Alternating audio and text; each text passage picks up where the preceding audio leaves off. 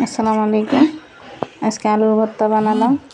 আমি আলুগুলো সিদ্ধ করে নিলাম, সিদ্ধ করে এখন ছিলে নিলাম, ছিলে ভালো করে হাত দিয়ে মাখাই নিলাম।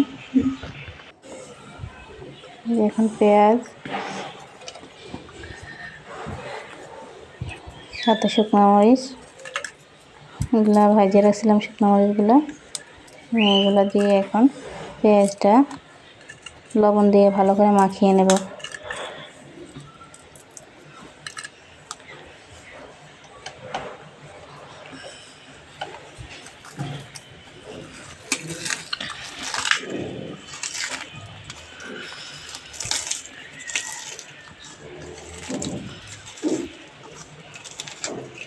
পেঁয়াজ আর শুকনো মরিচটা ভালো করে মাখানো শেষ হলে আমি দিয়ে দেবো ধনিয়া পাতা।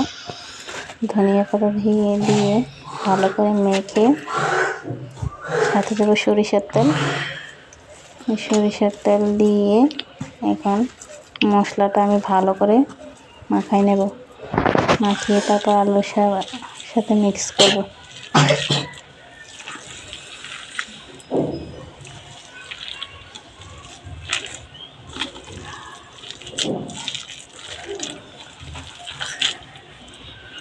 এই তো তৈরি হয়ে গেল আমার আলুর ভর্তা। তো ভর্তাটা কেমন হয়েছে বানানো সবাই কমেন্ট করবেন, আমার চ্যানেলটা সাবস্ক্রাইব করবেন, আমাদের পাশে থাকবেন, আমাদের জন্য দোয়া করবেন। আল্লাহ হাফেজ। আসসালামু আলাইকুম।